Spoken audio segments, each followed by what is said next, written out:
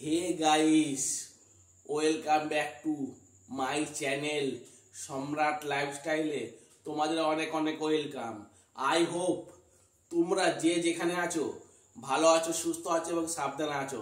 আমি সম্রাট, আমি একদম বিন্দাস আছি, ঘেমে গেছি। তার মধ্যে তোমাদের সামনে আমি নতুন একটা ভিডিও নিয়ে হাজির হয়েছি। কি গরম পড়েছে বলো তো? প্রচুর গরম পড়েছে, দরদর করে ঘাম বেরোচ্ছে। আজকে ভিডিওর বিষয় হচ্ছে অহংকার পতনের মূল। অহংকার যে করবে তার পতন অনিবার্য। এইরকম ইংরেজরা অহংকার প্রচুর করেছিল যে তাদের থেকে কোনো শক্তিশালী দেশ নেই। ভারতকে প্রায় 200 বছর রাজত্ব করেছে, তাদের মধ্যে অহংকার ছিল। কিন্তু আমরা ভারতবাসীরা তাদের থেকে হাঁটিয়ে দিয়ে আমরা দেশটাকে স্বাধীন করেছি। 1947 সালে 15ই আগস্ট আমরা স্বাধীনতা পেয়েছি। কাদের জন্য? বীর যারা স্বাধীনতা সংগ্রামী ছিল তাদের জন্য। তাদের আমি জানাই আরো জনে প্রণাম। তাদের জন্যই আমরা আজকে দেশটাকে স্বাধীনতা লাভ করেছি। তাদের মধ্যে কিন্তু অহংকার ছিল না বলেই আমরা স্বাধীনতা পেতে আমাদের বেগ পেতে হয়নি, বিশেষ করে বাঙালি। এরকম আমেরিকা প্রচুর দেশে তারা অহংকার করে। আমি জানি অহংকার করে তার পতন অনিবার্য। অনেক শাসক ছিল, সম্রাট ছিল, তারা কিন্তু নিজেকে অহংকার করেছে। অহংকার করার পরে তার জীবন সে হেরে গেছে এবং শেষ হয়ে গেছে, তার পতন হয়েছে। ওই জন্যই কোনো সময় কাউকে অহংকার করা আমাদের উচিত না। অহংকার যদি করি তাহলে আমাদের জীবন পুরো শেষ হয়ে যাবে। আমরা তো বুঝি না, তখন আমাদের রক্ত গরম থাকে। আমি অহংকার করে বলি আমার প্রচুর টাকা আছে, আমার থেকে টাকার কারণ নেই। সেও জানা যায় যে টাকার উপর অহংকার করছে। যেদিন টাকা শেষ হয়ে যাবে সেদিন আর কিচ্ছু করার থাকবে না। টাকায় পড়ে থাকবে, সে চলে যাবে স্বর্গে, অর্থাৎ পটল ডাঙার টিকিট কাটবে। অনেক মেয়ে আছে বলে, দেখ না আমি কত সুন্দর, আমার থেকে সুন্দর কেউ নেই। অহংকার করে বলছে, কিন্তু তার পতন হবেই একদিন। এরকম বর্তমানে প্রচুর মেয়ে ছেলে সবাই আছে, নিজেকে নিয়ে অহংকার করে, গর্ববোধ করে, কিন্তু অল্প সময়ের জন্য। যখন বললাম আগে রক্ত গরম থাকে, মানে অহংকার করতে থাকে। যখন রক্ত ঠান্ডা হয়ে যায় তখন তার অহংকার আর করতে পারে না, পতন হয়ে যায়।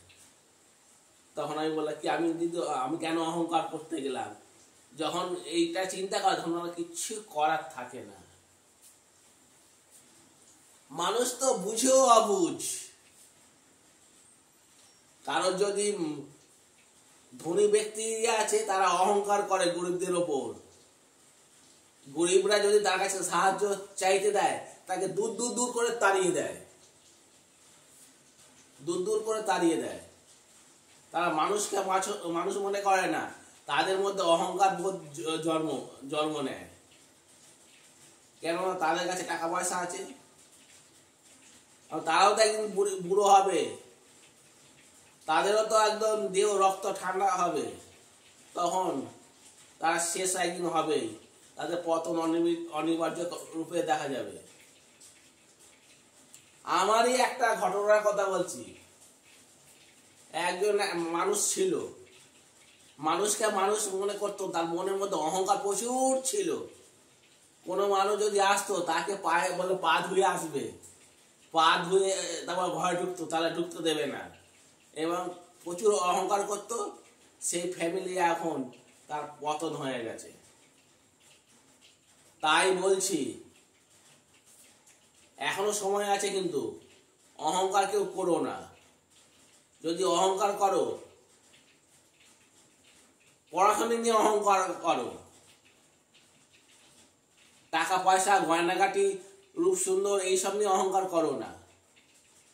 পড়া নিয়ে অহংকার করো, প্রতিযোগিতা করো, তাহলে দেখবে তোমার জীবন সঠিক পথে চলবে।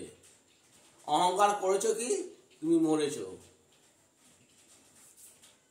মানুষ এইসব বুঝছে, বুঝেও অবুঝ।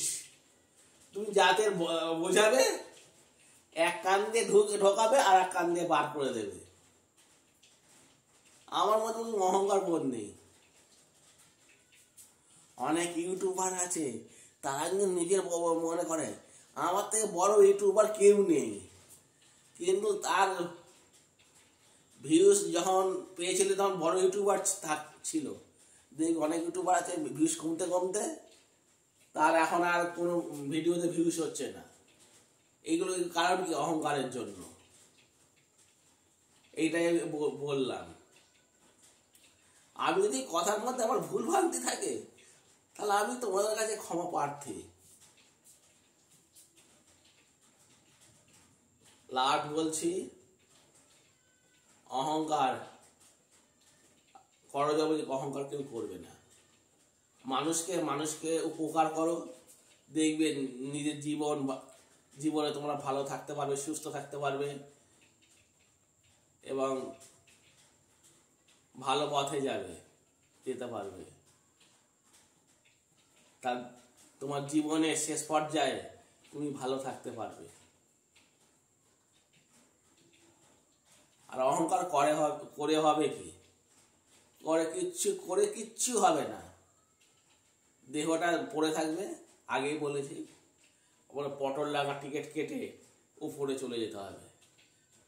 অহংকার কার সাথে করবো? কার সাথে তো করতে পারবো না, তখন তোমার শেষ ডেট হয়ে যাবে। ঠিক আছে,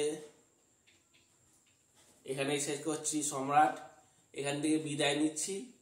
আর ভিডিওটা যদি তোমাদের একটুও ভালো লেগে থাকে তাহলে লাইক, শেয়ার, কমেন্ট করে আমার সাথে থাকবে।